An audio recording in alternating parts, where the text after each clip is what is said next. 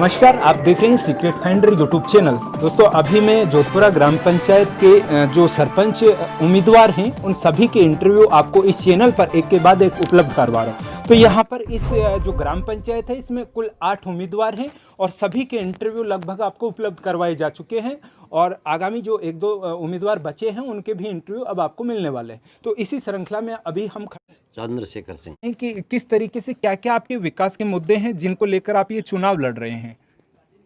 मैं एक बहुत बड़े शहर की लाइफ स्टाइल को छोड़ करके और मेरे पूर्वजों के किए कर्मों को मैं उन्नति की ओर ऊपर की ओर ले जाऊं, इसलिए मैं जनपीड़ा की समस्याओं के निराकरण के लिए आया हूं।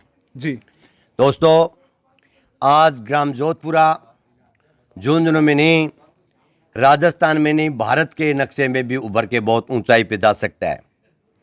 जिस गांव में नदी हो और पर्वत हो, उस गांव में अपार संभावनाएं होती हैं विकास की। बिल्कुल सही बात।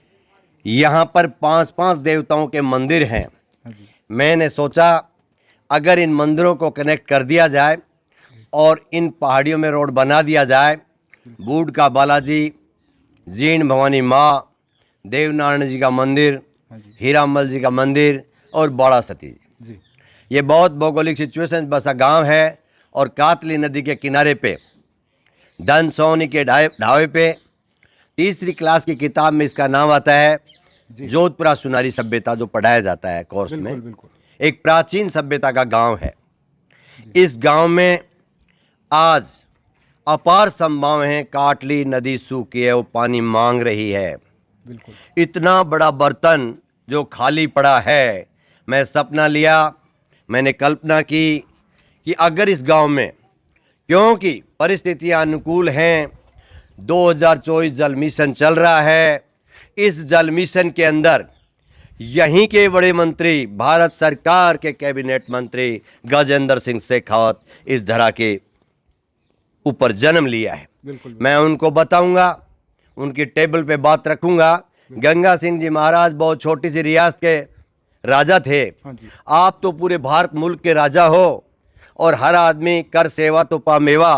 आज जनपीड़ा पे, अगर कातली नदी पे मैं एक कल्पना कर बैठा हूँ। कल्पना, विचार, अनुभूति कोई बाहर की वस्तु नहीं है, ये आत्मा से निकलते हैं, आत्मा में विसर्जन हो जाते हैं। बिल्कुल बिल्कुल। अगर मैंने उस नामकरण कर दिया उसका गजेंद्र सागर वृद्ध सिंचाई और बहुउद्देशीय योजना, मैं गजेंद्र सागर को कल्पनाओं में बहुत ऊंचाइयों पे ले गया। 20 किलोमीटर तक उसको खोद करके खंडेला तक उसको नीले पानी से भरवा दिया जी।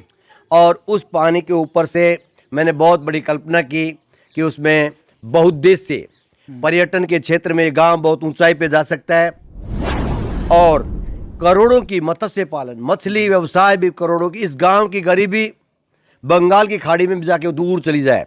ये गांव बहुत। और चंद्रशेखर जी, बीच में मैं आपको रोकना चाहूँगा। अब मैं कहना ये चाहता हूँ, आपने जल संसाधन और जल के विकास, किस तरीके से लोगों को जल की सुविधाएं आप मुहैया करवाएंगे, मछली पालन या फिर इससे संबंधित जुड़े व्यवसाय को कैसे बढ़ावा देंगे, ये तो आपने बताया, लेकिन इसके अलावा आप शिक्षा और चिकित्सा के क्षेत्र में क्या करने वाले हैं आप अपनी ग्राम पंचायत के लिए?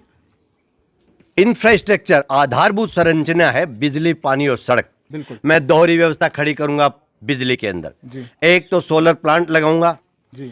देवनारायण जी के पर्वत के ऊपर बहुत बड़ा सौर प्लांट लगेगा। हाँ जी। और एक जो प्राचीन परंपरागत जो व्यवस्था है, तार, ये बेतरतीब तरीके से खंबे खड़े हुए हैं, बेतरतीब तरीके से बिजली के तार लटके हुए हैं, इनको कवर कराऊंगा, व्यवस्थित कराऊंगा, लाइनमैन को सुनिश्चित करूंगा हेडक्वार्टर पे रहे। और सोलर प्लांट से जब लाइट रहेगी तो इस गांव से लाइट जाएगी नहीं कभी। तो आपने जैसे लाइट पर बात करी तो आपने बोला कि जैसे लाइनमैन को आप व्यवस्थित, मतलब कहने का मतलब आपके क्षेत्र में आपको लगता है कि लाइनमैन के लेकर कोई अपने कर्तव्यों को, जिम्मेदारियों को लेकर लापरवाही है? मैंने एक दिन बात की थी लाइनमैन साहब से कि लाइनमैन साहब, लाइट कटी हुई है और एक पीड़ा हो रही है, एक जो डिलीवरी की औरत है, अभी मेरे सामने घड़ा उठ रहा है, मेरे पीड़ा हो रही है, मैं कितनी जल्दी इस घड़े को सर से हटाऊं और आरओ द्वारा शुद्ध पानी माँ बहन की रसोई तक पहुंचाऊं, क्योंकि मेरा भाई गज्जू केंद्र का कैबिनेट मंत्री है।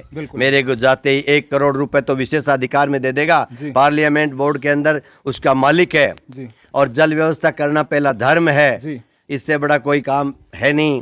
तो इसके अलावा चिकित्सा जी एक बार बीच में रोकूंगा क्योंकि अपनी बात जो है ना शॉर्ट और स्वीट में आप समझाएंगे क्योंकि टाइम अपना बचा नहीं है, अभी चुनाव आपका 4 दिन बाद में होने वाला है।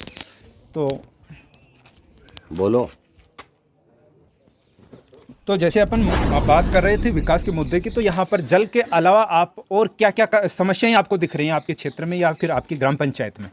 यहाँ की इकोनॉमिक लेकर के मैं बहुत ज़्यादा दुखी हूँ कि युवा को रोजगार नहीं, वृद्ध की दवाई नहीं जी, बच्चे की पढ़ाई नहीं। हाँ जी, एक स्कूल में जाता हूँ तो 20 बच्चे हैं। हरिपुरा वाली स्कूल में एक टीचर 2 टीचर लगे हुए हैं, बच्चे 20 हैं।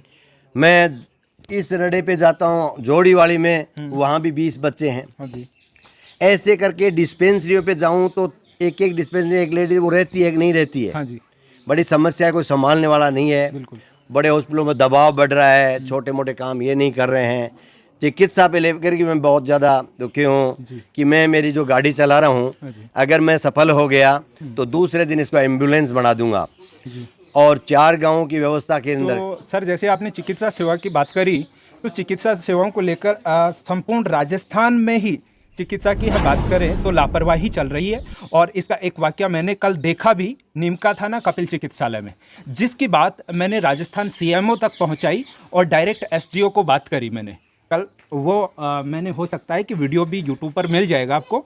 और उसके लिए जैसे हमारे डॉक्टर से भी वहाँ पे मिला और जो डायरेक्टर जो हैं तंवर जी, जीएस तंवर जी वहाँ के वो हैं मेन प्रमुख, तो कोई एक्सरे को लेकर, कोई जांच को लेकर मुद्दा था। तो हालांकि मीडिया से बातचीत होने के बाद में उनके समझ में भी आई। तो आपको क्या लगता है चिकित्सा क्षेत्र में गांवों से ही ये व्यवस्था सुधारने की कवायद शुरू कर दी जाए तो क्या संपूर्ण राजस्थान में इसमें सुधार किया जा सकता है? मैंने कल्पना की जी कि मैं 5 गाँव की व्यवस्था देखने के लिए उठाऊं और मैं टेबल पे माथा लगाए सोचा कि व्यवस्था कैसे बढ़ाऊं। तो मेरे 5 गाँव की मैं कल्पना कर बैठा, जिसमें जोधपुरा, सुनारी, हाँ जी, सराय, हरिपुरा, सूरपुरा, गोवर्धनपुरा, कोटड़ा और नयाबास। तो मैंने कहा इसका नामकरण कैसे करें, मैं थोड़ा टेबल पे जोर लगाया। बिल्कुल, तो कर्म भूमि जन्म भूमि दोनों को जोड़ा। तो मैंने पहले सू को उठाया, सुन, सूरपुरा, नयाबास, गो को गोवर्धनपुरा, कोटड़ा, बिल्कुल, सुन गो को जो सही है जोधपुरा, सराय और हरिपुरा। बिल्कुल, इनकी चतुर्भुज व्यवस्था, रोड की, बिजली की, पानी की। इन टोक्यो की राजधानी जापान, बिल्कुल, जापान की राजधानी शहर टोक्यो और फ्रांस की राजधानी पेरिस से बेहतर हो मेरा ग्राम और ढाणी। हाँ जी। मेरी कल्पनाओं की गांव और कल्पनाओं का ढाणी कैसा हो, मैं कल्पना कर बैठा। जैसे आपने यहाँ पर बात करी बहुत सारे गांवों की, तो उनमें से कुछ गांव ऐसे हैं जो आपकी पंचायत में नहीं आते, तो उनके विकास को लेकर आप किस तरीके से काम करेंगे? जब आपको जो सरपंच आप जीत जाते हैं तो सरपंच के पास किस तरीके से इतना पावर होता है, आपको क्या लगता है? I am the director of NGO उत्थान राजस्थान, हाँ जी। के.एन. सिंह। हाँ जी, मैं एक संस्था चलाता हूँ उत्थान नाम करके। हाँ जी, और मैं बड़े लोगों को, पार्लियामेंट में मोदी जी का सपना है गांव और ढाणी विकसित होगी जी। जब भी भारत 21वीं सदी में लिखा जाएगा। जी, जो पीड़ा आपने हॉस्पिटल की बताई, तो मैं अभी पिछले दिनों में 5 दिन एक लेडीज के आयरन का टीका लगाने ले गया था। जी सर, वहां देख के मैं दंग रह गया। लाइन इतनी लंबी थी, गंदगी इतनी थी, बिखरी हुई थी। एक औरत अचानक निकल के आगे आ जाती है, वहाँ लड़ाई हो जाती है। जी, और वो छोटे छोटे काम है, आयरन का इंजेक्शन, बिल्कुल बिल्कुल, टेटनेस का इंजेक्शन, छोटी मोटी सूखा जुकाम, ये गाँव में व्यवस्था हो सकती है। बिल्कुल, जिनका यूज और उपयोग हो नहीं रहा है, उनकी सार संभाल, न कोई स्कूल संभाल रहा है, न कोई अपने हॉस्पिटल संभाल रहा है, न कोई किसी का ध्यान दे रहा है। रोड किसकी है, सरकार की है, हॉस्पिटल किसका है, सरकार का है। जी। अभी अपने पास समय जैसे कम बच रहा है, फिलहाल 4 दिन बाद में आपका वोट डाले जाने हैं, तो अभी आप जैसे फील्ड में दौरा कर रहे हैं, आपको क्या लग रहा है? उम्मीदवार किस तरीके से आपको मत और समर्थन दे रहे हैं अपना, किस तरीके से आपको क्या लग रहा है, कितने वोटों से आप जीत रहे हैं, क्या कैसा अनुभव फील कर रहे हैं? अभी तक की स्थिति है जो क्लियर नहीं है। हाँ जी, हर वोटर अपना वोट अंदर लिए बैठा है। बिल्कुल। कहीं पंच में लड़ बैठे तो वो गूंगे हो रहे हैं, किसका पक्ष करें किसका नहीं करें। हाँ उनको ये संदेह हो रहा है कि कौन सा निकल जाए ताकि अपन बुराई क्यों लें। अच्छा, ये स्पष्ट प्रजातंत्र, ईमानदार वोट होगा। मैं सोचता हूँ ये पब्लिक बहुत ईमानदार है। जी, जी। 80% लोग ईमानदार हैं, 20% लोग ऐसे ही इधर उधर घूमते हैं जी, छोटे स्वार्थों के लिए, अपने अपने निजी स्वार्थों के लिए। और मैं उनको समझाना चाहता हाँ हूँ। जी। मेरे पिताजी ने कहा था, बेटा तेरे को ऊंचाइयों पे जाना है तो तेरा सबसे बुरा जो करे काम उसका सबसे बड़ी सजा ये है, उसका पहले तू भला काम करना, अच्छा जी। ताकि वो तो तेरी कहने का मतलब आपको ये लग रहा है कि अभी स्थिति क्लियर नहीं है, कौन वोटर कहाँ जा सकता है, कैसी स्थिति है और कितने वोट जीत रहे हैं, क्या सिचुएशन है, इस पे क्लियर कुछ नहीं किसी को क्लियर नहीं है अभी वर्तमान स्थिति में। अभी पोजीशन ये है कि वोटर को ही नहीं पता कि किसके लूंबा जाए। वर्तमान सरपंच महोदय हैं, उनकी जो एंटी कैमेंसी है, सत्ता के विरुद्ध जो आंधी चल रही है, बहुत जोर से उठ रही है आंधी। गुजर बेल्ट का भी आदमी खड़ा है, उनको घेर रखा है, सैनी बेल्ट ने भी उनको घेर लिया। अच्छा, इसके अलावा एक और अंतिम क्वेश्चन मैं आपसे करना चाहूँगा। जैसे जनता के पास आप जा रहे हैं और सभी उम्मीदवार जा रहे हैं, बिल्कुल, तो वो उनमें से सभी का जब वो बातचीत रखने के बाद में वो कैसे चुनेंगे कि आपको ही वोट दे?